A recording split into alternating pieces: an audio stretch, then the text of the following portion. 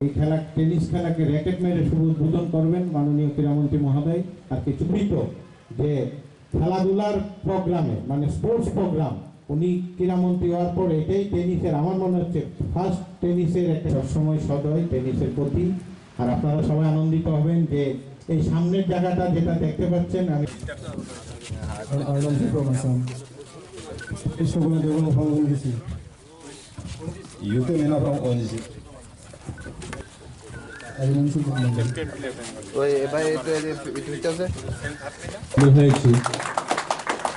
প্রেসিডেন্টের পক্ষে যারা রয়েছেন সুজিত বাবু সহ ওনার সঙ্গে যারা রয়েছেন সবাইকে ধন্যবাদ জানাই।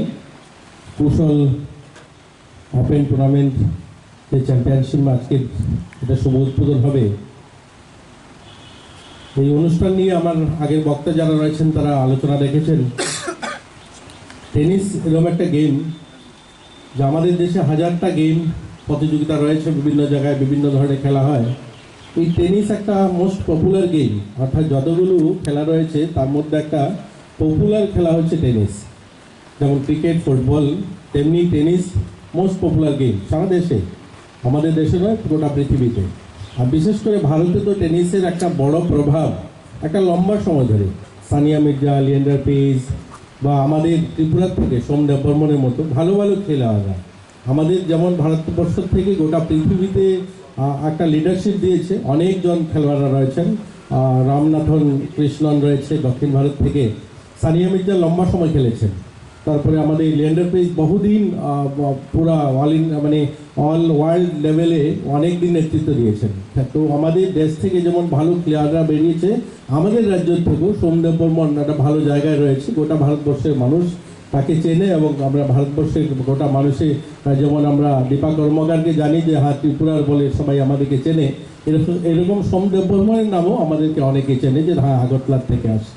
তো এই খেলাটা একটা পপুলার গেম। আপনারা যারা এটাকে অর্গানাইজ করছেন, যারা এটাকে পরিচালনা করছেন লম্বা সময় ধরে, আমার শুভেচ্ছা রইল আপনাদের প্রতি। আমরা চাইব আমাদের দপ্তর থেকে আপনাদের কে সহযোগিতা করে এটাকে যেন আরও এগিয়ে নিয়ে যাওয়া যায়, আরও ভালো করা যায়, আরও কী করে আমরা কিছু আরও ভালো মাপের খেলোয়াড় এখান থেকে বার করতে পারি বা আমাদের ইনফ্রাস্ট্রাকচার যেগুলো উন্নয়ন করা সেগুলো আমরা করতে পারি। একটা কথা না বললে না হয়, খেলার জন্য যে বাজেট আমাদের রাজ্যে রয়েছে সেটা খুব কম, একদম পোর কন্ডিশনে, সেগুলোকে আমরা ইমপ্রুভ করব। আর আমরা আশাবাদী আমাদের মাননীয় মুখ্যমন্ত্রী একজন স্পোর্টসম্যান, তিনি খেলার জগৎ থেকে আসেন, খেলাটাকে অত্যন্ত ভালোবাসেন।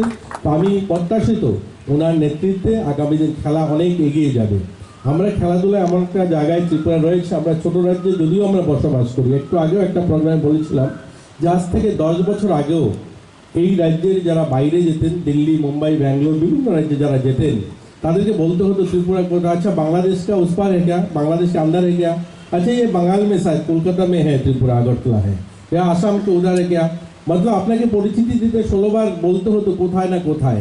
কিন্তু একটা সময় এসেছে 2016 সালের পর, আচ্ছা ও দীপা কর্মকার जहाँ से आता है वहाँ ना आपका घर আগরতলা में। তো আমাদের এই খেলাধুলার মধ্যে দিয়ে ত্রিপুরার নাম যেমন উজ্জ্বল হয়েছে, গোটা ভারতবর্ষের মানুষের কাছে পরিচিতি পেয়েছে। আর শুধুমাত্র দীপা কর্মকার নয়, আর ছোট আর্শিয়াকেও গোটা ভারতের মানুষ জানে, একটা গোটা ভারতবর্ষের আনাচে কানায় সবাই জানে, আচ্ছা আর্শিয়া যে চেস খেলতে হে। তো এরকম আমাদের খেলোয়াড়দের মধ্যে দিয়ে আমাদের রাজ্যের নাম যেমন উজ্জ্বল হয়েছে, তেমনই সংগীত একটা জগৎ যে সেক্টর, সেখানেও আমাদের রাজ্যের আগে যেমন আর.ডি. বর্মনদের আমাদের গর্ব হয় যে হ্যাঁ আর.ডি. বর্মন আমাদের এখান থেকে বিলং করেন, কোনো না কোনোভাবে আমাদের এখানে সম্পর্কিত। এরকমই आज सुरभि के सबाई जाने, अच्छा त्रिपुरा के लड़के जो আগরতলা से आता है সুরভি দেববর্মা।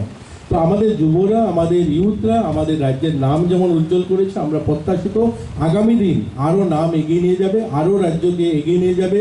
আমাদের মাননীয় মুখ্যমন্ত্রী এবং দেশের প্রধানমন্ত্রী চান উত্তর পূর্বাঞ্চল এগিয়ে যাক। উত্তর পূর্বাঞ্চলের আমাদের এটা বলতে হবে যে আমরা আমাদের দুর্ভাগ্য যে আমরা এত বছর পর গোটা ভারতবর্ষের মানুষ উত্তর পূর্বাঞ্চলের দিকে তাকিয়ে আছে।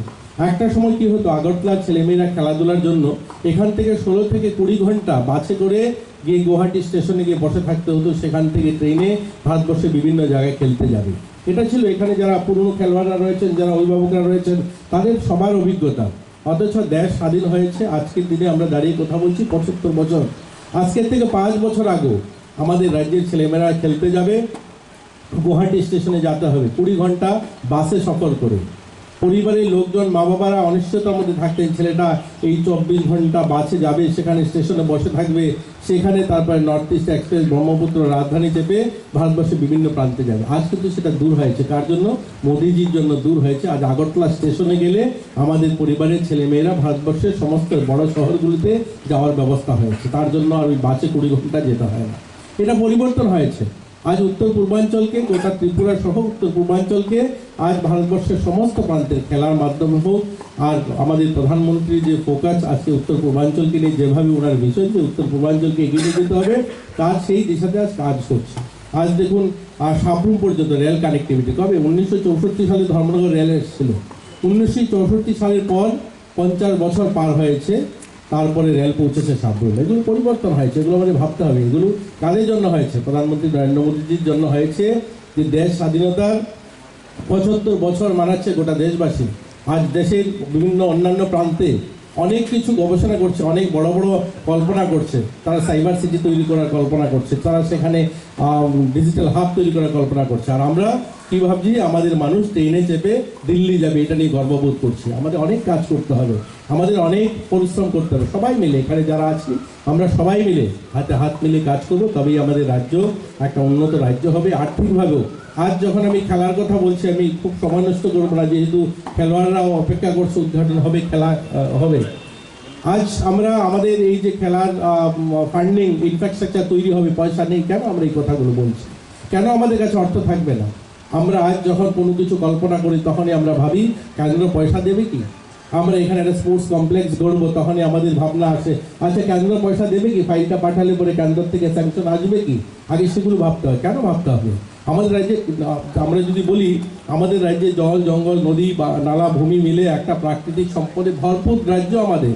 আমাদের এখানে গ্যাস হয়, আমাদের এখানে ইলেকট্রিসিটি হয়, আমাদের এখানে মা ত্রিপুরেশ্বরী রয়েছে, বনজ সম্পদ রয়েছে। কেন আমরা উন্নত হতে পারলাম না? এত বছর কেন সময় লাগবে? আজ বলে আপনারা বলবেন আপনি তো 5 বছর ধরে আছেন। হ্যাঁ, যেটা 70 বছরে হয়নি সেটা 5 বছরে করা সম্ভব নয়। সময় লাগবে, আপনার সবার সহযোগিতা লাগবে। আমরা আমাদের রাজ্যকে একটা আত্মনির্ভর রাজ্য, একটা স্বনির্ভর রাজ্য আমরা নির্মাণ করব, সেই সংকল্প থাকবে। খেলোয়াড়দের মধ্যে দিয়েও আমরা এখান থেকে প্রতিভাবান খেলোয়াড় বেরোবে, আমাদের রাজ্যের নাম উজ্জ্বল করবে, সেই অঙ্গীকার থাকবে আজ এই খেলার মধ্যে। সবাই ভালো থাকবেন, সবাই সুস্থ থাকবেন, ঈশ্বরের কাছে প্রার্থনা করি।